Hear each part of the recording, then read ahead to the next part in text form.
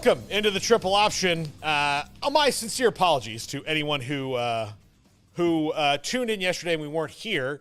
We ran into a staffing issue in that Jack had long since planned a day off yesterday for his birthday and had immovable plans. And then Garrett got sick. I'm just going to say it had colorectal issues. It gets like that sometimes. We share everything here. No, Garrett had to go to a doctor's appointment, and the last thing I want to do is have somebody like, "Hey, doc, can you figure out like what's going on with me? I gotta go." Like, well, I mean, we're gonna give you the shot here, but you have to sit here 15. I don't have 15 minutes. Just can you give me the shot in the car while I'm driving? Like, and then you can. I'll pay for your Uber back. Like, let's not mess around. So I was like, you know what? Let's just punt on the day, which. It was unfortunate, and Jack McKenzie sits here with me now, that we didn't do it yesterday because there's a lot of things I wanted to talk about, most namely the chaos in the SEC, which is crazy. But it leads into our larger show topic today, which will be, does this mean that we're done seeing elite teams? And I think my thought on it is yes, probably. There's going to be some, but when you have unchecked free agency, when you have a lot of teams that are now that have fan bases that are going in on NIL, it's not just about quantity, because if I can keep an Ashton Genty at Boise State, well, that means that Ashton Genty is not transferring to Georgia. Mm-hmm. And he's not going to Tennessee, and he's not going to the SEC. So if I can keep that one guy or two guys that make a difference in my conference that could otherwise, like, honestly, Ashton Genty could have just, like, put up a Facebook post and been like, anybody who wants me can have me. Like, here's my number. Thank God he did. And there would have been how many different people would have been like, okay, do you have any enemies? I'll eliminate them from the face of the earth. Like, if you'd been like, listen, I'll go to your school if you can cure cancer, be like, oh, we've been hiding this for years. Here's the deal. No. I'm a big pharmaceutical exec. We've been hiding it for years. Like, no. Here, come on. Oh my gosh. I would like a chance to win a national championship. Like, yeah. We discovered this years ago. We just didn't tell anybody. Like, those kind of things would happen. Like, so if you can keep an Ashton Genty somewhere. Look, if you can keep a Shadur Sanders and Travis Hunter at Colorado, right? Like, it's not just them, or it's getting, Will Shepherd and LaShawnte Wester and those guys to stay on a 4-8 team. Believe me, it's not all Dion. Like, it's money. Like, if you can get those guys from just running to the nearest, like, contender, which Colorado is right now, but – like, keep them there, then that keeps them out of the places that were hoarding all this talent. So I think this is going to stay, because it's not just about, everybody. It's just like, okay, well, I can't get, even if you're like, I can't get this guy from TCU who's a mediocre team here because he's got a great deal. He's not going to leave. He likes it where he is. He's getting paid. He likes his coach. We're going to keep that. Yeah, I definitely agree. I do think that it's interesting to see all this in the context of, like, Georgia and their – I don't know. Do you consider Georgia a dynasty? Yes. So in the context – because I do. And in the context of their dynasty, it's interesting to see how you think that they weren't going to fall with all of the NIL stuff becoming more of a part of the game. And, I mean, they've got other issues. But I'm still not fully convinced that – they're done being what they have been. Mm-hmm. So are you saying that you think it's like a slow kind of decline from that? I mean, it's not going to be precipitous, but look, you've seen with my favorite team, they were 13-0 last year, and now now they'd be, blowing guys at the truck stop to get wins. Like, I mean, honestly, that's how I like. Thank you for telling us what you do. Yeah. I mean, look, sometimes you got to, this is bigger than just you. Yeah.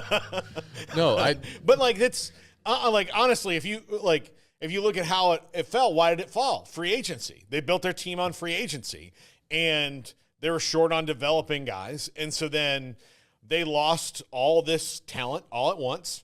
And because it's not like it used to be where, you just have another group of guys that are ready to step up.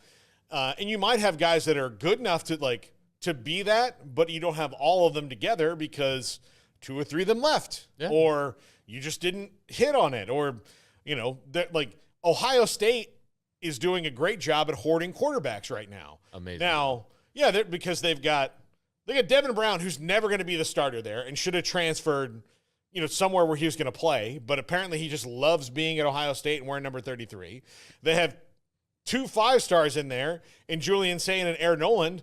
And when Julian Sand came in after Saban retired and he decommitted or left Alabama, Aaron Noland was like, no, I'm cool here. Like, so there's very few of those guys that have those star ratings. And if you can get a couple at one position, you're at least holding them off of somebody for 1 or 2 years of developing them. So it becomes kind of a long game of this, but you're not keeping them anymore. So it'll be like a little bit of a drop. Yeah. But, you can't just – I think the days of like the last couple of super teams we saw from Georgia are probably the last super teams. Like I don't think Michigan was a super team. They were just remarkably physical and strong. Yeah. I think last year showed that at full strength, there was probably, if you had a 12-team playoff last year, there's probably about 8 teams that could have made a run with the right matchups and all that. So we're at that point now. It's been built to that point. I do think the whole thing is interesting from like the money game kind of aspect of it when you start thinking about just like you said, the deals that like can keep players home, and when you start thinking of it as like, okay, is there like what's the cap here? Like obviously there's no hard cap, there's no soft cap, but like each institution has its own cap in all just in all these scenarios, and each conference kind of has its own I don't know, sub cap, or like you can look at it at a bunch of different levels and be like, they get this money from here, they get this money because of this, and you start figuring that out, and you start seeing like, well, what percentage of the salary cap is your star's contract taking up, and beyond that, just how much do they have to care about success at this level? Yeah, like if they're in it for the money, and you start looking at the money, well, hey, get the money now. Don't worry about the championships as long as you look like a star and you're getting paid. You're doing well for your draft stock and doing well for your bank account. Yeah. And if those things are the 2 most important things to college football players, then you start realizing, hey, why do I need to go play with all these other awesome, amazing players and try and win championships when my wallet's getting filled and my draft stock is rising? Well, a lot of times, and look, Alabama, very much after losing to Vandy, is experiencing this. I have a friend named Cameron, lives in Alabama. His dad is a Baylor grad. We went to like summer camp together when we were in high school. So we have like 30 plus years of friendship. And so Cameron, I texted him, he's a big Bama fan. And I was like, hey, how are you dealing with like losing to Vandy for only the second time in our lifetime? And the first time was when we were 4. And he's like, well, I finally, came to grips that Nick Saban's retired. Like that was the ipecac they had to take to to get it all out. But I mean, that's going to happen more and more because, Alabama lost a lot of the guys that came there because they wanted to play for Saban. Like they were like, okay, if Nick Saban wants me to go play here, but part of me rather would just like to be at Texas Tech, right? Or TCU or, somewhere else. Like I really did like the coach at Georgia Tech. Iowa. Or Iowa. Yeah, exactly. Like I'll go to Iowa. Like, you go to those places. Like, oh, well, and they're going to pay me $75,000 a year starting when I was a freshman. So is this other place is going to pay me $90 because they want me more. So, all right. Nick Saban's gone. Like, what's the difference between Kalen DeBoer and Jed Fish, right? Like nothing. Like, so I'll stay at Washington or, whatever. Like, I think the big aspect of this that I think you've touched on it, but I don't think we're ever again going to have those teams that are just so stacked at almost every position where the backups are going to go on and be NFL players in another 3-4 years. So you've got this competition level, and you're just making everyone better, and then you like that's your selling point to recruits is like, hey, we are the best of the best. We're stacked at every position. Yeah. You're gonna not play till you're a junior, but you're gonna be so ready then. You're gonna play 1 year and go to the NFL. Yeah. I don't think we're gonna see that ever again. No, I just and here's the thing: Garrett Nussmeier and Miller Moss are a great example of two good quarterbacks who waited their turn. Now, part of that is self-awareness, which most of us at 18 are not great at. Or I mean, even you have like parents who like tell you, like give you advice. I mean, if you're used to being the star guy, and then you have to sit there and you're like, man, I can see. You go to practice, you're like, well, I can throw further than this guy. Like when I'm out there, I throw further. I run faster than this guy. And they're like, okay, well, we're going to put you in when we're up by 40 in the fourth quarter against their third string, and then you're going to throw 2 picks, and like you're going to see like why we're waiting for you, because we want you to develop, because these guys like. There's a 5th-year senior out there who's been to 1 million practices and is just waiting for you to do this one thing we work on every day. And you did it because you've been to 2 practices. Yeah. And those are the things that don't happen anymore. Guys don't want to wait. Because again, if you're good enough, you've got 3 years before you're a starter, right? You've got 3 years. And then but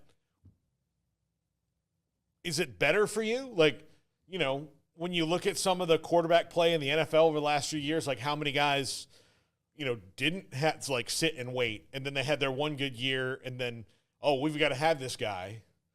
And then it's, it's that. Or, Trey Lance had like 2 good years at North Dakota State. Under normal circumstances, I think Trey Lance would have transferred somewhere, played at the bigger level, and then Trey Lance is now making $5 million to sit behind Cooper Rush. Man. Like that's the life. I'm probably not for Trey, like a little bit, like at least he can, get in his Maserati and go home, but not what his dream was, right? And so it's like these are hard facts that happen to people. So I don't know. I think with getting paid directly, I think there's going to be more like longer term contracts or more situations where you're going to buy in. You're going to do what Arch Manning's doing. If you're on that level, like go be at the place you want to be, even if they have a Quinn Ewers in front of you. Like, so it sounds like you're saying the opposite to me, honestly. No, I mean, like I think there's going to be more of those guys, but I also think that there's going to be more quarterbacks like that. I think there's going to be less guys who are wide receivers and running backs and tackles. Like if I'm a left tackle and stuff that might be more plug and play. Yeah. And it's like if I'm a left tackle and Amarius Mims is in front of me, I'm going to be like, well, I'm a freshman. He's a sophomore, I could be playing somewhere else. So I'm going to go somewhere else. Yeah. Like we're in the same track. I would say like, this is an old example, but there were 3 quarterbacks on the roster when Peyton Manning, or it's more than that, but like, I think T. Martin might have been the next year. But, so when Peyton Manning was a true freshman, he went to Tennessee. The original starting quarterback was Todd Helton, who played first base for the Rockies and is Hall of Famer and all that stuff. And then the backup quarterback, or the other quarterback that was there at the same time, was Brandon Stewart, who went on to become an A&M legend. He's from Stephenville, but when he became an A&M legend, is the one who led them to the Big 12 title against Kansas State through the pass to Sir Parker and all that. And then Peyton Manning. And then when Peyton Manning became the starting quarterback, Todd Helton was like, baseball's really fun. And Brandon Stewart's like, I need to get closer to home. This Knoxville's really far away. So I think that to me makes sense. But if you are Garrett Nussmeier and you're kind of like, if you remember what Garrett Nussmeier looked like coming out of high school, if you're spindly and, you might have a good arm, but, maybe waiting and, getting to meet Joe Burrow is a good thing. And then, like playing behind a Heisman Trophy winner is a good thing. It helps because you weren't ready yet. Then you stay in the same system and you can come and take over, or you can just do what other schools are doing and just go transfer quarterback to transfer quarterback to transfer quarterback, which looks like what Notre Dame's going to have to probably do next year again, because Deuce Knight, the guy they thought was coming, now he's not. He's going to play for Hugh Freeze because I think old Hugh Daddy got a little desperate and and said, "Hey, what's Notre Dame paying you? We'll beat it. We'll double it." Yeah, I bet. Yeah. That kind of brings me to something else. I feel like lately Kansas, now Vanderbilt, we're looking at some of the kind of historically, or not, maybe not historically, but in my lifetime, the consistently bad programs look like they're coming out of the basement. Yeah. And I don't know if other programs are looking like they're going to go into the basement to replace them for that same kind of period of time. And is that because of how much money is getting pumped in everywhere? Yeah. Or is it just the odds of the sport? No, I think it's because of the money. Like, yeah, Paxton says like free agency and portal help the bigger schools even more, but they also pay a toll they didn't have to pay before. Yeah. Like there's a toll you pay. You lose some of your depth. And that's why Vanderbilt can go and beat Alabama and has enough guys on the field to where they don't get worn out, because Alabama just can't keep, the margin of perfection and everything lining up that you have to dethrone in Alabama. Mm-hmm. And when I say dethrone, I mean beat them in a one-off game.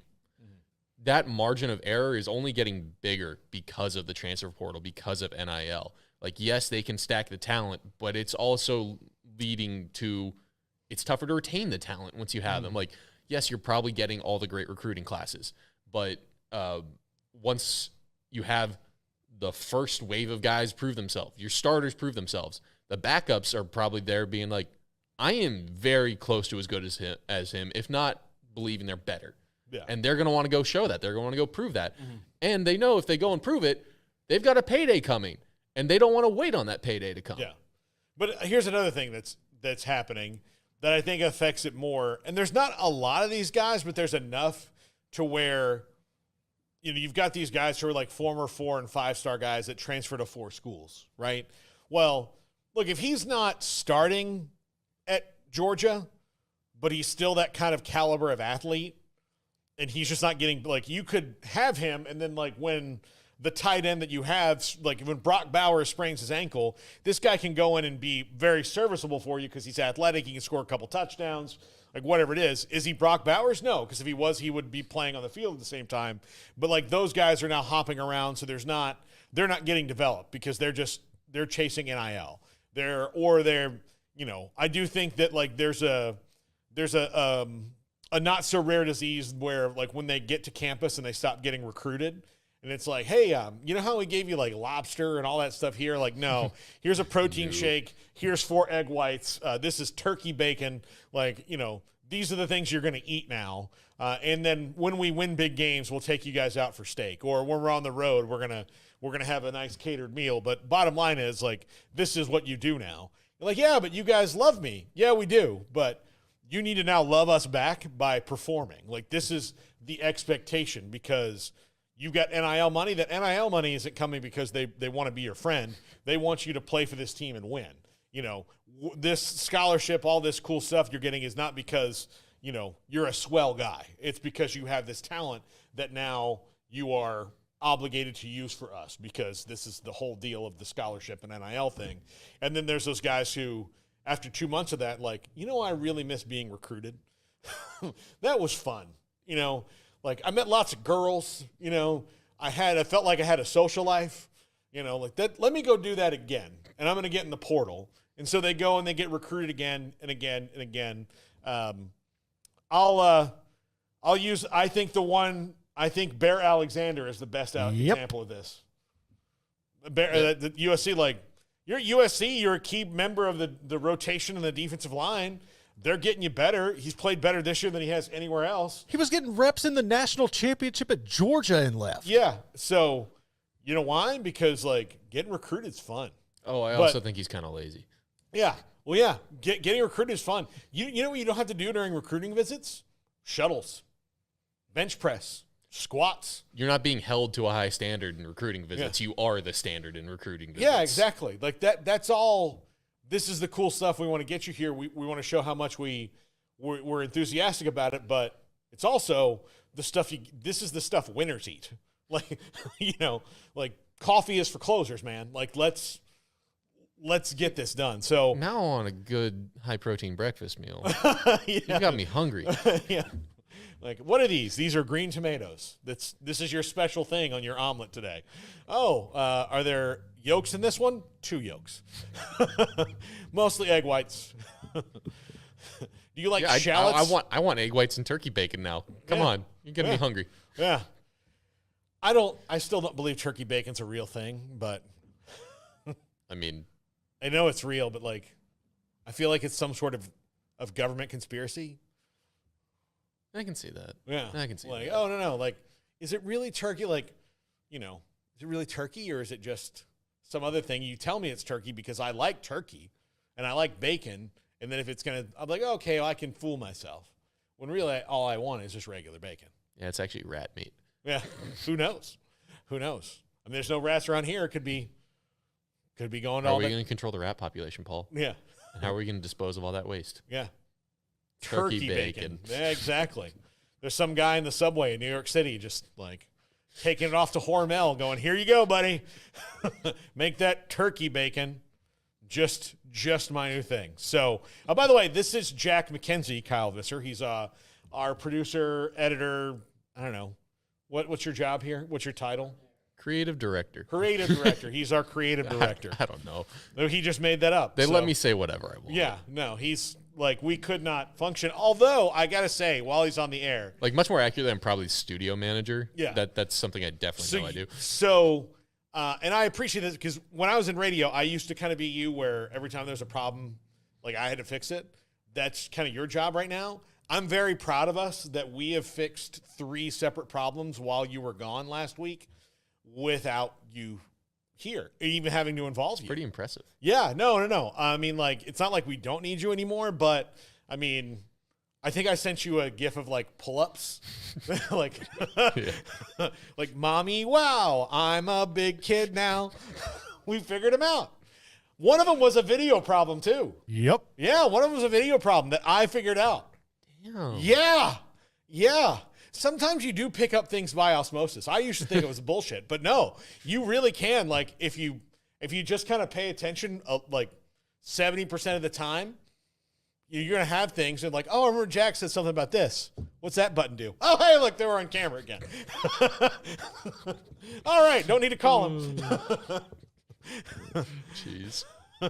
So, no, it's great. I used to think like learning by osmosis was just a total thing, but no, that was definitely osmosis because it was something that I just had remembered that you'd said one time. We had a little problem yesterday. You and I had a conversation 3 days before that popped into my head. I was like, huh. I mean, it took you 3 hours for it to pop into your head, but Yeah, well, I was dealing with these two. Sometimes you get distracted. So, well, they have so many thoughts for their own heads. They got to find new space in yours. yeah, exactly. Absolutely. When we come back, there's a new Super League proposal. Ross Dellinger wrote about it today. It's called the Rudy Project. Project Rudy. Or Project Rudy. Okay. Project Rudy, which I can get into so many reasons why you shouldn't name anything after that guy. But